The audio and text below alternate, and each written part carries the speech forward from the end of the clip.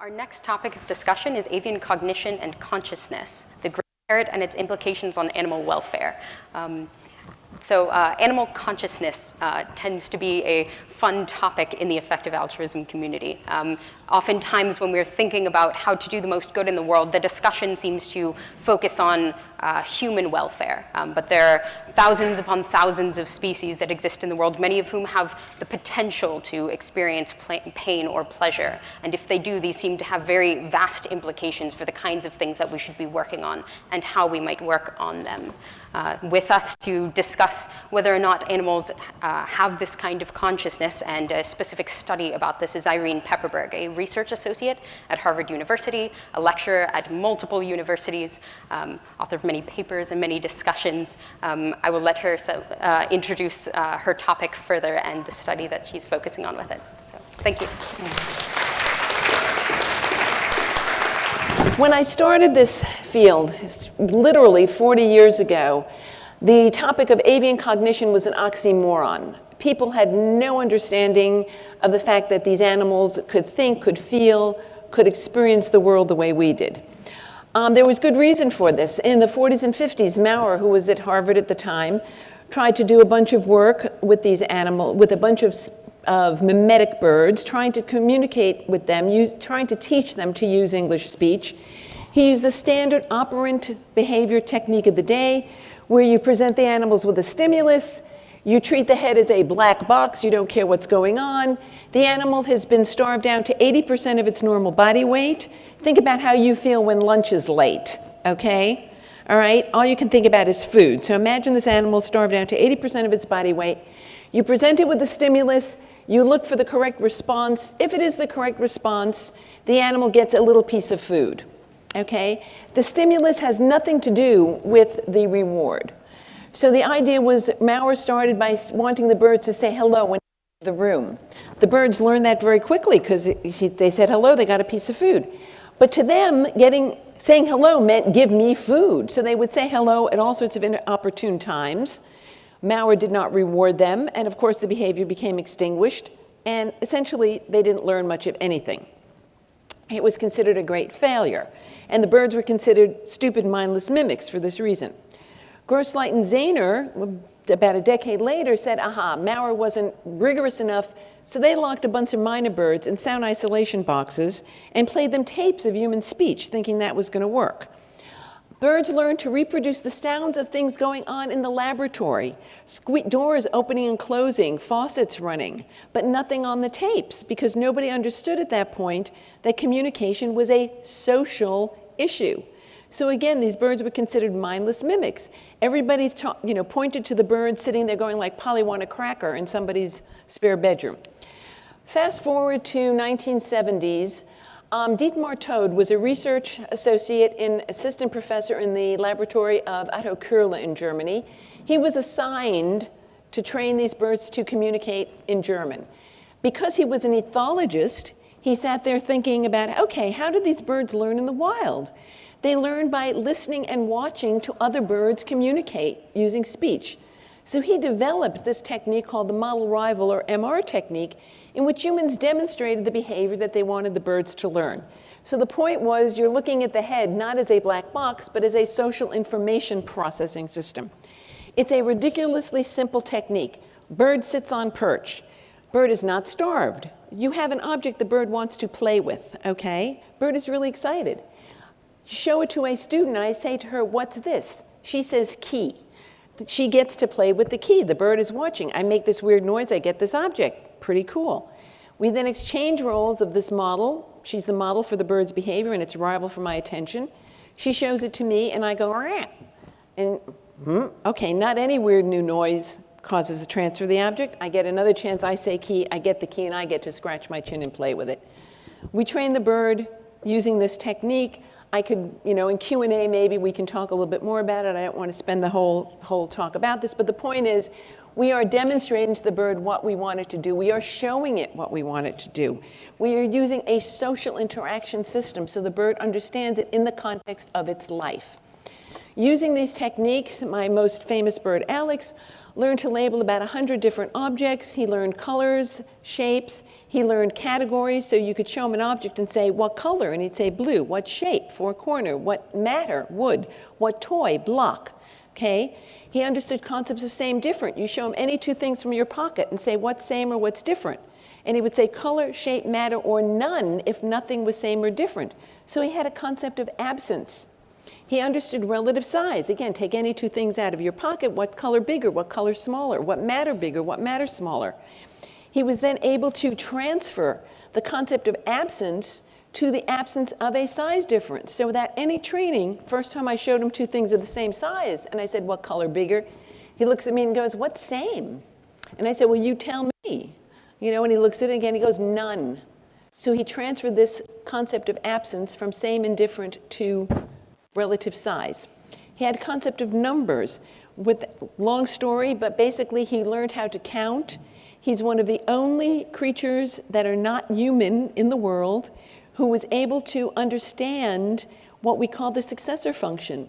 That once you learn a number line, 1, 2, 3, 4, 5, 6, 7, that each number is one more than the one before it and one less than the one after it, okay? Back and forth like that, or the other way around. Anyway, bottom line is he understood this and he could infer these numbers, what they're meaning, from learning their number line. Only non-human who could do this.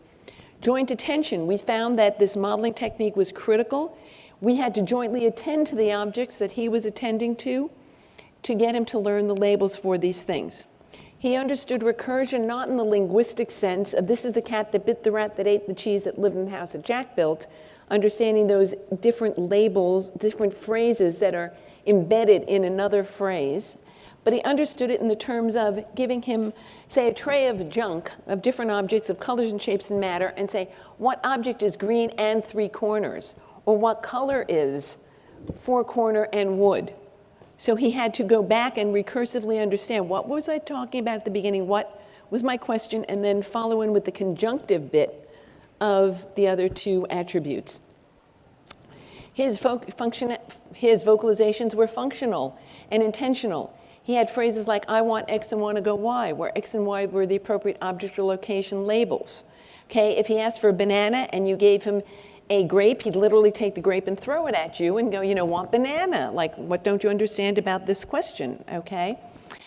There was fast mapping of a sort in the sense that he learned to make up labels out of bits and pieces of other labels. So he learned the color gray by seeing himself in a mirror and asking what color. And then he started playing with it and went to grape, grain, chain, cane. And if we would give him the objects that related to those new labels, they became embedded in his repertoire and expanded his repertoire. So this is a very, quick summary of, that was 30 years of work. This is a slide, this does not work, but basically these were just showing he could say things like want corn, want cork, and we'd ask him what color the cup was, and he'd say orange. You have to believe me on this, the slide doesn't work. Okay, we have, after Alex's passing, those of you may know the story about that, which is a whole other lecture. Griffin was his junior partner in here, and we'd been looking at things like delayed gratification, Piagetian liquid conservation, and probabilistic reasoning, and today we're just going to talk about delayed gratification. That's the Marshmallow Test with children. I don't know how many of you know about this work, but Michel in the 70s, he tested about 600 children. They were 4 years old. He'd put them in a room, very nice room, nothing looked like a laboratory, and he'd sit them down at a chair and a table, and he'd put a marshmallow on a plate and say, here's a marshmallow. You can eat it anytime you want, but I have to go run some errands, and if you wait until I come back, you can get 2 marshmallows. And basically, they had to wait for 15 minutes. If you know 4-year-old children, 15 minutes is a lifetime, okay? And some of them did, some of them didn't.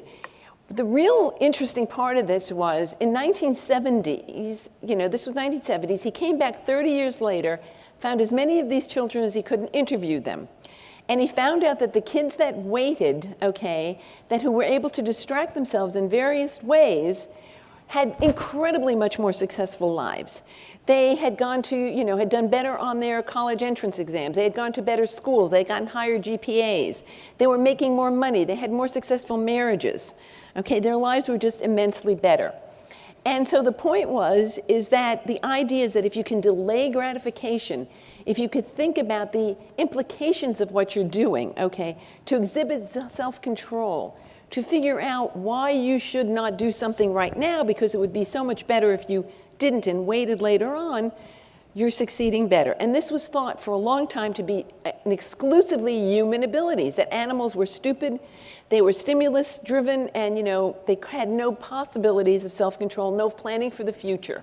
Okay, this is an idea that involves awareness and consciousness and all these other cool things. The task itself is much more complicated than it sounds, actually. It can involve waiting for more, the second marshmallow. It could be involved in waiting for better. If you're not so, if you like marshmallows, but wow, if you like Oreo cookies, it might be better to wait for an Oreo cookie instead of a marshmallow, okay? Some of these tasks, when given to animals, involve what we call delay maintenance. So there are studies where they'll show a chimpanzee, here's 1 marshmallow or 3 marshmallows, which do you want? And of course, the chimpanzee goes 3, but then they have to wait for 5 minutes to get the 3. And the idea is, after a number of these types of tasks, they'll, if they choose one, they get it right away, that they will choose which one they want appropriately. It turns out that there's a problem with this because chimpanzees cannot inhibit picking the greater amounts of food.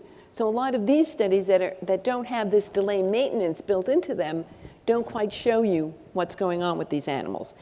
And there's some studies showing that for some individuals, be it human or animal, that seeing the second marshmallow off in the distance makes it easier, or sometimes it makes it harder to wait. So these are all these different complications of the task. It's done with a lot of non-humans. Again, the apes seem to be able to wait for both more and better, but there's some complications of the studies. The interesting thing is for birds, so far all we can find is birds waiting for better, and not for very long. Until our study, the avian maximum was a corvid, 11 minutes at most. Cockatoos only could wait for 2 minutes, but the cockatoos had to keep like a pecan in their beaks that they could trade for a cashew. And imagine keeping something really yummy in your mouth, okay, that you couldn't eat to be able to trade for something else. So they made it a little harder for these birds. The corvids actually succeeded better because corvids cache, they store food.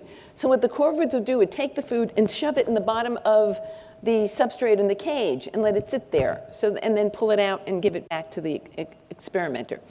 So there were a lot of different things about this. Ecologically, think about why birds do better with better versus more. If you're flying around, you see some fruit in a tree, that would be nice, but if you fly a little further, you get nuts. And nuts are a much better caloric, bang for the buck of flying around. If you're flying around, you see a couple of nuts down there, it's no big deal to stop and grab a nut or two on your way to the bigger batch of nuts. So we're trying to actually figure out ways of getting our birds to do it for more, but that's another story. So the interesting thing about our bird, Griffin, was that he understood the same kinds of things that Alex did. We communicate with him in English, and he understood the label wait in the course of the laboratory situation. So he could wait for something to happen or not. And during the day, he gets cooked grains twice a day. He has to wait till they cool down, okay? I come in and he wants immediately to be preened, he wants to be on me, but he has to wait till I take off my outdoor shoes to use hand sanitizer and things like that. So in those cases, he has no choice. Our question was, could he choose to wait? Okay, the same way the children could choose to wait for the marshmallow. And we decided, for obvious reasons, to test him on better. So we had to establish a food hierarchy. Okay, he loves, like little children, he loves Skittles and things like that. Nuts and crackers are about the same, and they're better than berries, which he also likes, which are better, and cereals. So he likes all those things. They're all treats.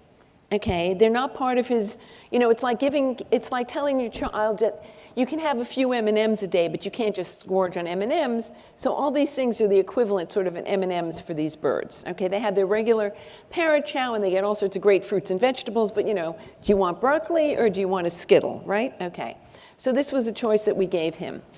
So we had different trial types. We had the experimenter in the room, the better reward visible, better reward invisible. We had control trials, and these are really important. We asked them to wait for the lesser reward, okay, and I'll explain that in a little bit. And we randomized all the different time delays, which again is very important. Okay, so we had 10 trials for all the different time delays. He had one control trial for each of the delays, and we randomized everything. So the point is he never knew how long he was going to have to wait. So we'd set it up, and he could wait 10 seconds, or he could wait 15 minutes. And the reason for that is we didn't want to train him. Okay, in many of the other studies with the animals, if the animal waited for 10 seconds, then they extended it to 20 seconds. And then they extended it to 60 seconds. So you were training the animal to wait longer and longer. We didn't want to train him. That wasn't the point. You didn't train these little kids. You just wanted to see what they would do. Okay, and he's not a caching creature. He doesn't know how to hide something, so he couldn't see it. So it made it more difficult for him. But unlike those poor cockatoos, we didn't make him keep the nut in his beak or whatever. We had them in little cups. So this was the deal. We'd show him the two treats. We would cover one of the treats. We'd say, wait. And then the other treat would disappear, and there he is looking a little bit forlorn as we left the room, and one treat's in his face. Okay, so the point is he had to have this delay maintenance. He could break at any time. There's a berry in the cup. Berries are yummy. Anytime he could sit there and eat the berry, but he had been told that if he waited, there was a nut that was in another cup. Okay, he succeeded on all the trials. The color isn't showing up on the slide. There's some, they're invisible and they're visible, but it doesn't really matter. He's basically, you could see that he's 90% correct. At all the different time delays, whatever, he basically waited. The interesting thing is he sometimes failed, and even those failures were incredibly interesting because they showed that he hadn't lost interest in the treat, okay? At one of the things, he waited 14 minutes and 15 seconds, and he gave up. So that's important because some of the people using the ape studies, they tested them with cucumbers versus bananas. And who cared about a cucumber? After 15 minutes, you didn't even care about eating the cucumber. This wasn't the case. After 14 minutes and 15, whatever, he really still wanted that nut. So this was an incredible control. Okay. On invisible trials, he had to have a representation. Remember, the thing disappeared, and he had to think, here's a yummy, here's a yummy nut, but if I wait, a skittle would be coming. He had to have some kind of representation of that. Again, an awareness, some consciousness of what was going on. Importantly, wait was not a command. This wasn't like a dog who's, you have your dog and you put the biscuit on his nose and he just sits there waiting for you to tell him he can now eat it. No, because of our control trials, he failed appropriately all the control trials. If we gave him a skittle and we told him to wait for a nut, he literally would look at us, look at about 2 seconds, and he'd just sit and eat it. Okay, it's like, are you nuts? I know what's going on here, okay? He took it right away.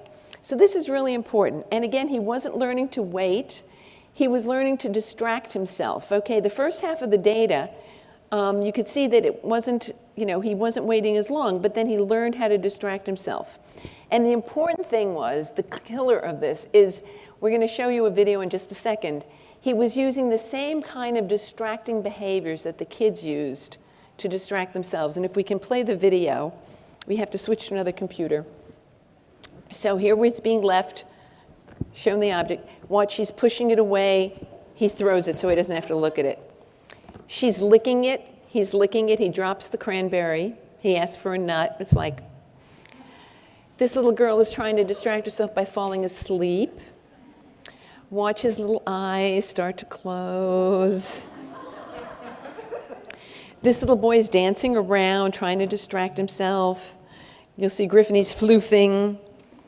He's starting to figure out what else he can do. This is one of the failures. It's like, all right, I just can't wait. And you see this little boy, he's just going to shove it, and Griffin's eating the nut.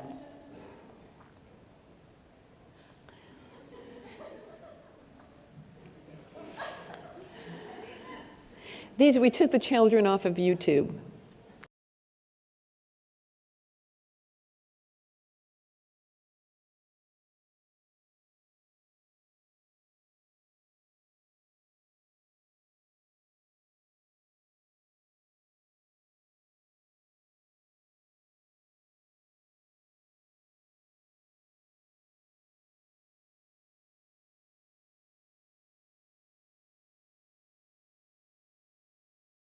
Okay, now the importance of this, you have to realize that it works only if the subject trusts the system. Okay? People went back and did this. Remember, Michelle did this in the 70s with children who were sort of middle-class kids. You know, Aslan and others went back and did it with children in low socioeconomic status. These children failed completely. Why? They asked them, he said, why didn't you wait? And the little kids would say, I didn't trust that you'd come back with a treat. You know, adults in my life, why should I trust you? Nobody, you know. Or they'd say things like, well, I was afraid my brother would come in and steal it. So you can think of the implications of this, all right, in terms of trust and care and things about the children. You realize that the children could wait. They had a better life. If they can't wait, why can't they wait? And why won't they have a better life?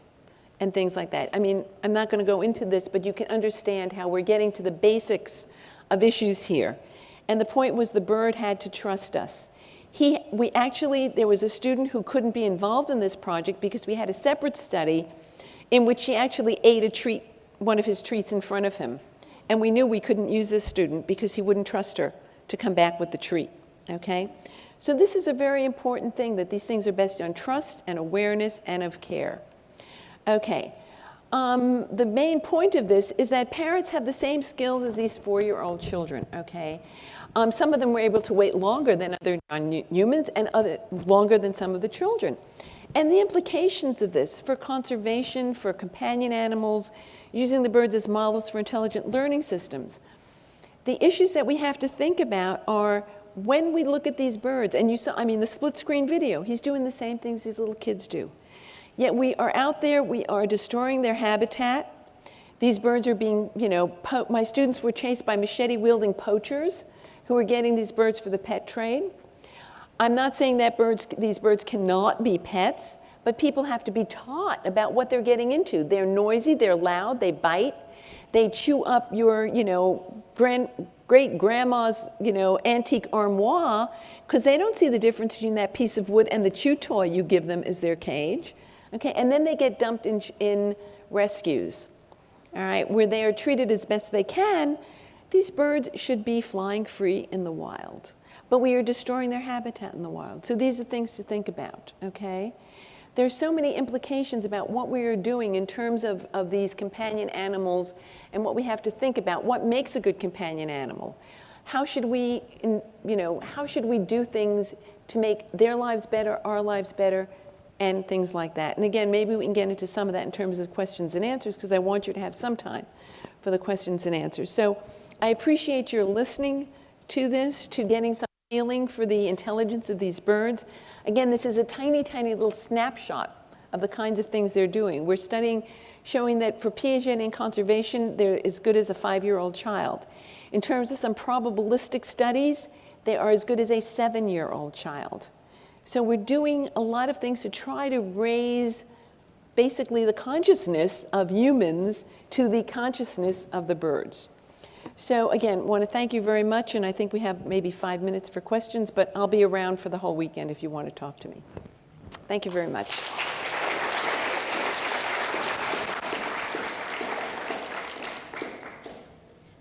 Okay, yeah, well, I'll let you point to people who raised their hands in the audience, since people didn't have time to submit on the link. We got 1 or 2 questions. And then if you have subsequent questions after these, you can go. There's a fellow in a sport coat and a, yeah. And speak loud, because you're not mic'd. I feel like I read your book because my wife, the animal lover, read passages at great length to me aloud many times, so she's jealous that I'm here. And as effective altruists, I feel like the question as to whether the cognitive capacities of certain animals is probably less interesting to us than the capacity of animals to suffer or feel joy or their experience of sentience. And I wonder if there's a way something like that could be measured among animals. It's very hard, the kinds of work that I do, to get into emotions. And the reason I say that is, if we understood each other's emotions very well, psychiatrists and psychologists would be completely out of work.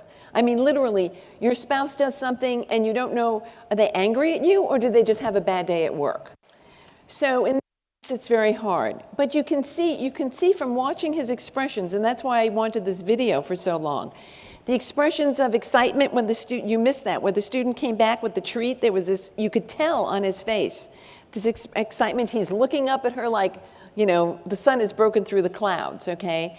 You can see when he's sitting there kind of falling asleep and bored.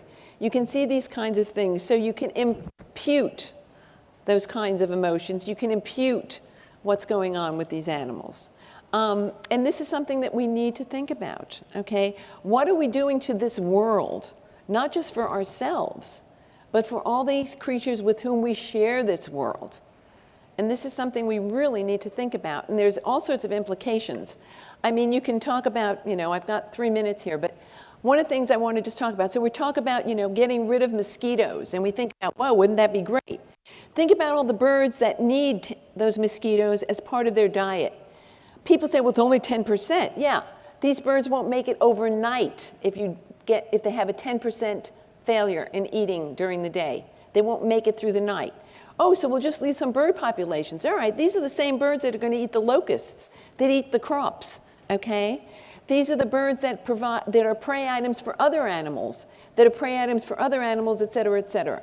So, I mean, you have to think about things in this global sense, that we are all interconnected, and hurting one bit of our environment hurts the rest of it.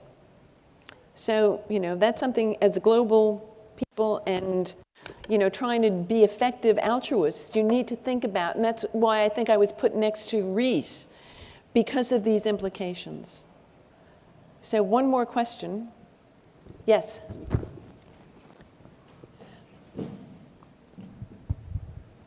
So I think that there are a lot of implications from the research that you've done on the state of factory animals, in particular chickens, turkeys, all those. So I guess it's sort of two questions. One, how well do you think that the research that you've done on these parrots translates over into other bird species? Do they have a similar level of intelligence and sentience? And then secondly, if they do, what actions can we take to inform the public to change the sort of public perception that birds are stupid? Well, I mean, this is an interesting thing. When I started this work, I mean, you know, again, even I didn't understand how incredibly smart chickens were. I have a colleague in Italy, Giorgio Vallotegara. If you're interested about chicken intelligence, read his papers, all right? And these are little chicks, okay? And they're doing really incredible things in terms of maybe not counting the way Alex was counting, but they understand number concepts. They understand object permanence. They have all these other abilities, okay? So the issue is, and I'm not going to try to convert everybody to be vegans, but I do want to convert people to think about free-range chickens. Think about, I mean, Temple Grandin is a very good friend of mine, and she spends a lot of time thinking about how we can, you know, treat animals in a humane way so that if we decide we do need to eat them for various reasons, okay, we can do it in a way that is not, you know, not factory farming, not making horrible things of their lives. There's so many things. There's a book out there that I've read that compared the life of a factory farm animal to an animal, a chicken that's part of a rooster cockfighting and things. And you look at this, and both things seem to be horrible, but the cockfighting animal had a much better life overall, okay? Even though it ended in this horrible bloody mess, you know, when it was alive, it had a better life. So there are all these balances, checks and balances and things. And I think people need to think about these issues, all right, and figure out in their own minds, okay, how can we deal with these various important aspects of our life and get balance and empathy, okay? And empathy is a really big issue of thinking about putting things in, you know, putting yourself in the environment of the animal and thinking about how to make its life improved in any which way and form. Again, and I'm out of time and have to do, but I will be around all weekend if you want to talk. So thank you so much.